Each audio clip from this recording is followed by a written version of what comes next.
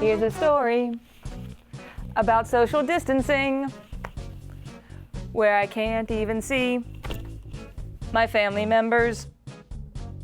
I am told when I go outside, I have to maintain 6 feet apart and wear a mask. Look, I've never had a problem wearing a mask, but since I am wearing my mask, I'm gonna head over to NJ Film School, see all cool cats there.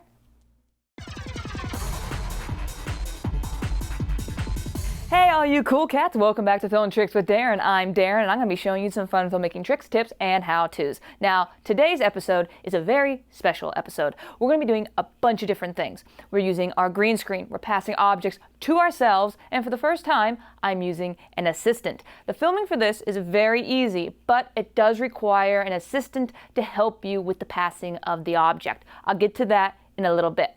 But let's jump right into the set before I hear action.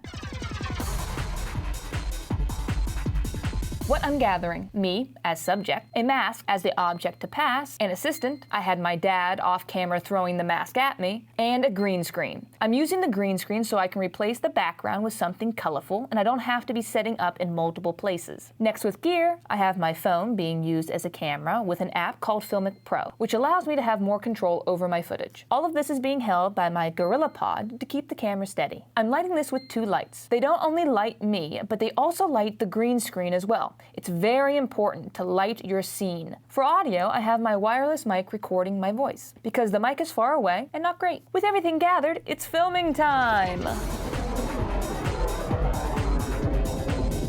Filming is simple. There are 2 big tips to this. The first one is that after you say your 1 or 2 sentences and throw your object in one of 4 ways. The reason we need an assistant is because I'm throwing the object off the screen. I need it to be thrown back at me to the next video. So I had my dad off screen throwing the objects from either side. I had him get on the floor, throw up at me, and from the top he actually drops it down to me. All of these 9 videos are 1 take. So if you drop your object, forget where you're looking, or forget your line, you will have to restart. Drop it anytime. Now sliding over into editing. As always, I'm using Final Cut Pro X, but you can take these tips and apply them to almost any editing software. First, grab all your clips and put them side by side on the timeline. Second, go into the video effects folder and grab a keyer. A keyer, or chroma keyer, will get rid of the green or blue screen background. I'll grab the effect and drop it onto the clips. Now with the green gone, let's go into third.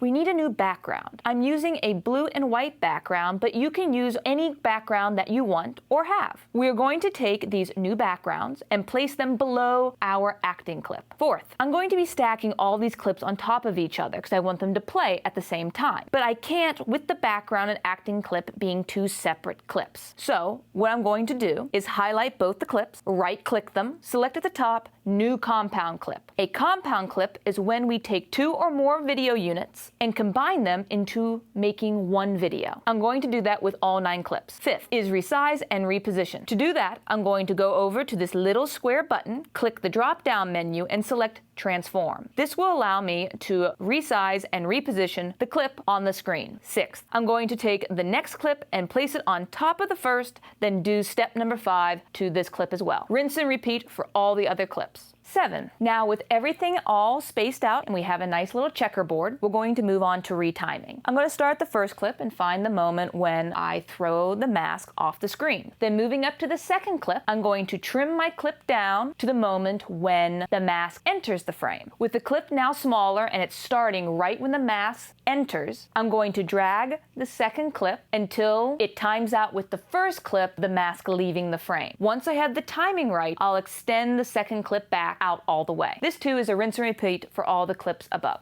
This last step you may or may not need to do.